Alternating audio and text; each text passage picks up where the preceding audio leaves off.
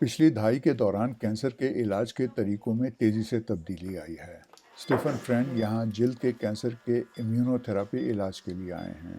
اس سے پہلے یہ دوا ڈرپ میں ملا کر دی جاتی تھی اور اس عمل میں ہر مہینے 1 گھنٹہ یا اس سے بھی زیادہ وقت لگتا تھا، لیکن اب یہ ایک انجیکشن کی شکل میں دستیاب ہوگی جسے لگانے میں صرف چند منٹ لگیں گے۔ I've been kind of deliberating over this. میں اس بارے میں کافی سوچ بچار کر رہا تھا، یہاں آتے ہوئے بھی تھوڑی ٹینشن تھی، لیکن سب کچھ بالکل ٹھیک رہا۔ نرسیں بہت اچھی تھیں اور سب کچھ بغیر تکلیف کے اور آسانی سے ہو گیا۔ اب اس نئے طریقے سے اسٹریس کافی کم ہو جاتا ہے۔ یہ بالکل کووڈ کی ویکسین لگوانے جیسا ہے، اس میں کوئی فرق نہیں۔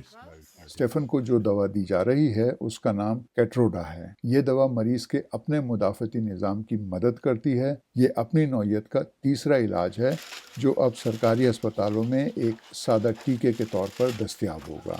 اس سے چھاتی اور بیضادانی کے کینسر میں مبتلا مریضوں کے علاوہ ہزاروں دوسرے مریضوں کو بھی فائدہ ہوگا۔ There are about 14,000 people a year having this treatment. ہر سال تقریباً 14,000 لوگ یہ علاج کرواتے ہیں اور ابھی انہیں اسپتال آ کر کافی دیر تک دوا لگوانی پڑتی ہے۔ اگر ہم یہ علاج کم وقت میں کر سکیں تو ایک فائدہ یہ ہوگا کہ کیمو تھراپی یونٹس میں جگہ خالی ہوگی، اور دوسرا فائدہ یہ کہ ہم علاج لوگوں کے گھروں کے قریب دے سکیں گے۔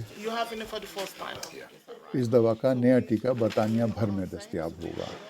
سرکاری سطح پر اس کی قیمت خفیہ رکھی گئی ہے، لیکن خیال کیا جاتا ہے کہ یہ ڈرپ والے علاج کے برابر ہی ہے۔